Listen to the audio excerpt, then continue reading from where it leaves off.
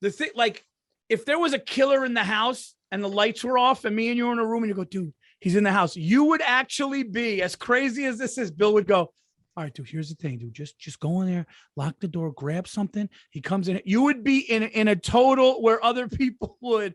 But yeah, like speaking of that, I'm watching, Halloween week. By the way, it's a Halloween episode 39 of Anything Better. This is our first Halloween episode. Guys, this is what I'm doing at night. You ready for this?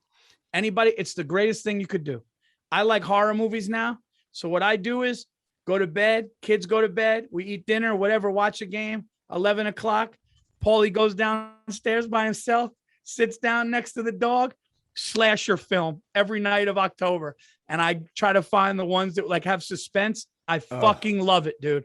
I love it. I hate horror movies. Oh, dude, I love it. They scare the shit out of me. Dude, I tell you, don't watch those the fucking Japanese ones or the Korean ones. Those guys, they don't fuck around. Oh, they're trying to ruin your life. Yeah, no, dude. I saw one. I could never get through it. I ended up having to go do something, but I had nothing, no desire. This woman and a kid. So it's perfect, right? Female and a child. And there's no man there to protect them. Not to be sexist, ladies, okay? This wasn't Ronda Rousey. This was just some woman with the kid, right? And there was some fucking thing in there. It was called Babadook or something like that. And the fucking thing, I just remember the thing was just be going, at night it would be going, Babadook, Dook, Dook. It sounds fucking stupid, but I swear to God, this thing scared the shit out of me. I got mad at the movie. I'm like, they shouldn't have fucking kids in horror movies. Oh, dude, Dude, I hated that one. The Ring. The Ring, I actually thought the American version of The Ring was scarier than the original. Dude, I told you this one. I watched this one movie called Dark Night of the Scarecrow. All right. And it was like back in the day, a lot of horror films were scarier than today's because they had bad special effects. It was all about building up to suspense. So I watched this movie, Dark Night of the Scarecrow. And I'm trying to remember. It was basically, there was some special needs guy, which was a big trope in fucking horror movies, I think, back in the day, right? Some mentally challenged kid, and some woman died. The hot chick in the town died, and I think the guys, the cool guys in town did something to her and killed her, so they blamed the special needs kid. They were like, it was him. He was like, he was like one of these guys, he was like, still living at home. He was like 24 or something. So they fucking chased him out into a cornfield, and the kid was trying to hide, and he got into the scarecrow. And then they saw him in there, and they all knew he was in there. They're all acting like, what is it? And they fucking blew the guy away. Jeez. All right? So then, like, the next day, a couple days later or whatever, one of the guys that helped kill him is hanging in his house with his hot girlfriend, and she's just going like, hey, I really appreciate all the work you've done around here, blah, blah, blah, blah, blah.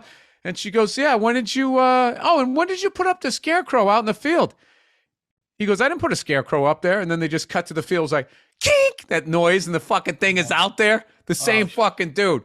And this guy goes back and starts killing all of the guys. Dude, it was so fucking scary. I was actually rooting for the townspeople. I was rooting against the special needs kid who was killed. I wanted him to kill him again just so I could the movie would be over. You sound like you get mad when you get scared. Like my little brother gets mad when he gets scared. There was this movie in French called Martyrs. And dude, it was about a woman who had multiple personality and she was a fucking psychopathic killer.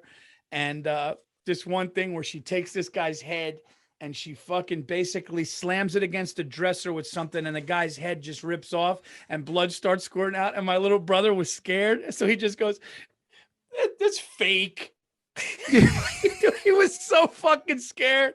He wanted it to be fake so much that he's like, that's fake. But no, dude, I like the suspense. I watched this one. Why would you want to feel like that?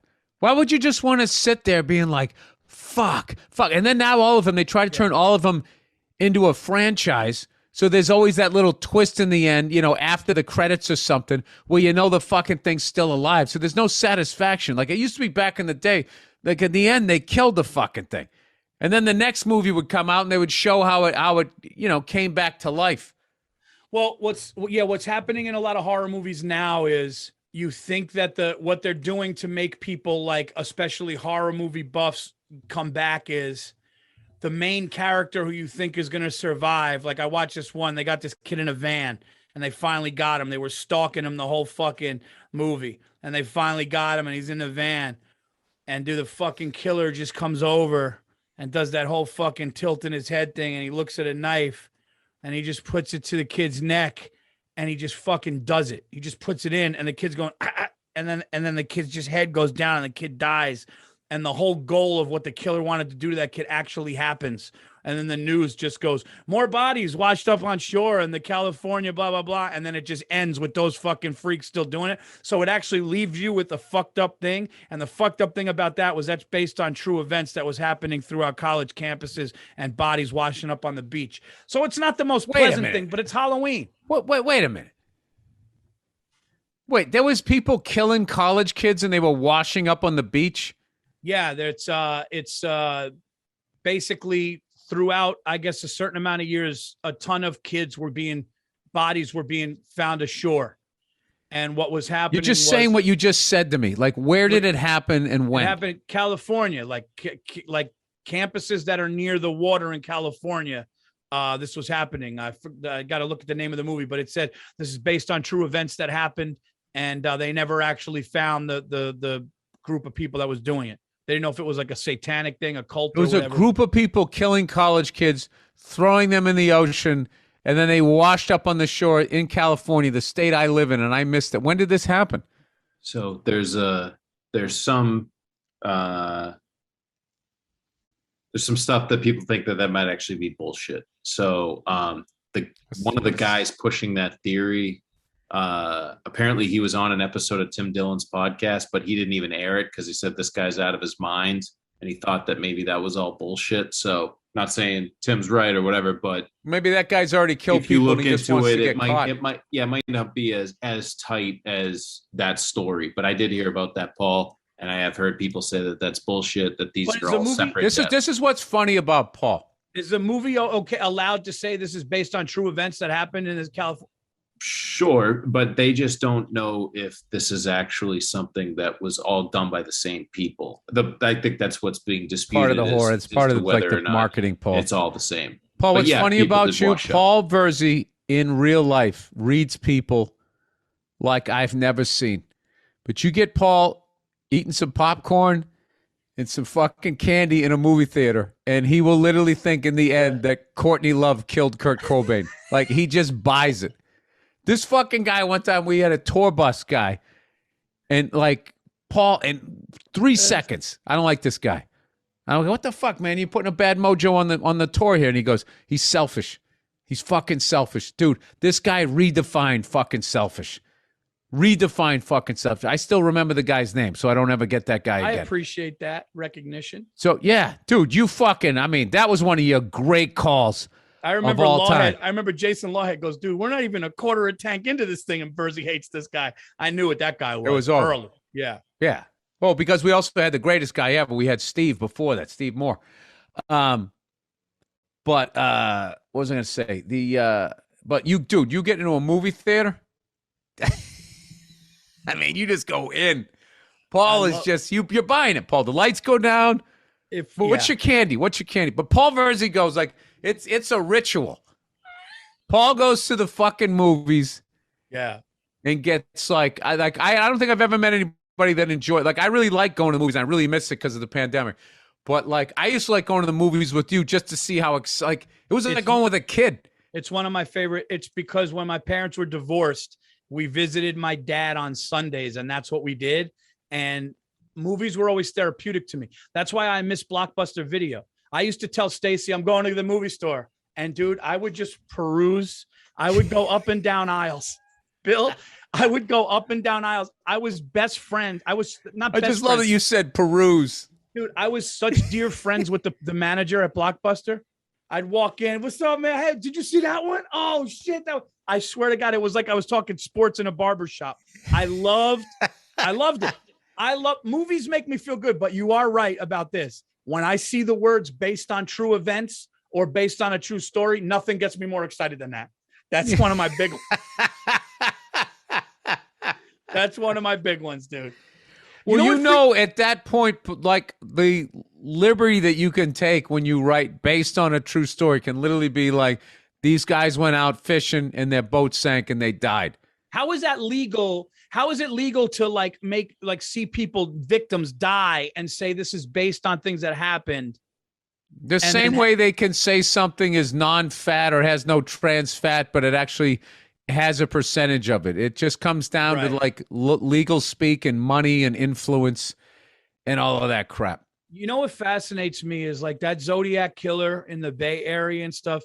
What fascinates me is that evil shit like that people have that evil in them, the serial killers without conscience, and they do that, and you feel horrible for these victims. But the fact that that exists out there in the world that we live in while we're having fun, we're talking football, we're laughing at farts, we're fucking eating fast food, we're doing all these things. We're prey, Paul. We're basically prey. We're like rabbits just fucking hopping around. You ever think that those serial killers like laugh at a fart? Or like, you ever think like, I was wondering if like Jeffrey Dahmer would like go into Starbucks, like, and like, would he just get a coffee and just be like fucking chill? Like, I always wonder what those guys do during the day. I always wondered if they thought about what they did. Yeah. Or like, did they have a favorite team? Like, like I'm trying to quit cigars and you're just sitting there going like, all right, did it again last night. I am not killing anyone for the month of October. Like they're sober Octobers. They don't kill anybody. Yeah. Yo, it made me think I am only putting groceries in my trunk in the month of October. I'm so upset with myself. I'm laughing like I'm high on this one. No, but like if Jeffrey Dahmer loved the Brewers because he was from Milwaukee and he's just like carving up a knife and just like a grand slam. And he's like, fuck. Get him out of there. The Milwaukee Brewers, you know what goes great with beer? A nice calf sandwich. If they don't fire this manager, he's just fucking. I swear to God, if they don't fire this guy by the end of the month, I'm going to track him down and eat him. Dude, what is with Wisconsin? Wisconsin is like, like Western Pennsylvania's where all the quarterbacks came from for a while. Dude, all the serial killers were coming from with like the greatest, like the Jordan of serial killers, Ed Gein, where they made like. Wasn't Ed Gein Texas or no? No. Texas. He was such a fucking lunatic. They just took pieces of what the fuck he did, no pun intended, and they would build franchises off of that. Yeah. Like they couldn't do the all-encompassing. Someone was just like, it was a treasure trove of horror that this guy did. I mean, he had the whole, he was the guy making like fucking, suits out of people's fucking, I don't want to get into this shit. He would just have like, like shit, lampshades and shit. Like his wind chimes were like jawbones and shit when they showed up. I mean, the guy was a fucking lunatic. I was going to do a bit, but then I saw Sam Morrell was talking about something, but like, do serial killers look at other serial killers' work? And that was like a serious question. Like if like Dahmer's watching it and they're talking about like another guy. Definitely have. I bet they definitely have envy because there was that guy, the BTK killer, and he wanted a nickname. Yeah, he wanted a nickname, and they wouldn't give him a nickname, and he was pissed because everybody, the Hillside Strangler, the Boston Strangler, and fucking whatever. These guys get these nicknames, right? Son of Sam. And he had nothing. And then he came with that Bachman Turner fucking overdrive, whatever the hell he came up with. The BTK killer. You see the guy? He looked like he fixed watches. That was the scariest thing about that guy. He was like a church-going guy. Nobody knew it was him, dude. He got fucked because of, my brother told me the story of what finally made him, but he was like a church-going guy that was just so No, they fucked with him in the media. They could tell that he had an ego. So they were saying things, and then he got. I think that was him, and then he actually, they were able to draw him out by making claims that they were getting closer. I can't remember how they did it. It was really brilliant. It was like how a woman gets you to say something so they can win the fucking argument. Always goes back to that with me, Paul. They said that last week or whatever, right, Andrew? They said that that group of investigators or that group of private investigators said that they definitely 100% said that the Zodiac killer was that Gary Post guy, and then they were like, the FBI was like, you can't say 100% that it was definitely him, but he was like one of three. But they got it down to three guys that it was, and they all apparently they're all. That's dead. what's great about the DNA thing is they can at least bring closure to those poor people that fucking. I mean, dude, I saw one time. I can't. This is like such. I mean, it's Halloween. I saw this time. This guy was addressing this guy that fucking killed his daughter, and the killer looked at the father and smirked, and the guy just fucking lunged across the table. And killed him? No, he tried to. I mean, it's just like in a perfect world, they should have let the guy fuck him up a little bit.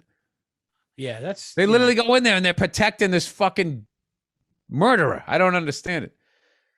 That's why the mob does things better than the law. Do they, Paul? That guy wouldn't be in court if it was, Okay, and then he'd be leaning on you with your little Paulie's Pizza Parlor, and they'd be coming down. I don't know, Paul. I don't know. Something could happen. It's pepperoni. All of a sudden, you end up in the pizza oven. I don't fucking know. Do they, Paul? That's a good point. It is a good point. That is a fantastic point. But I still like the idea of that piece of shit getting killed. I'll go with you on that one.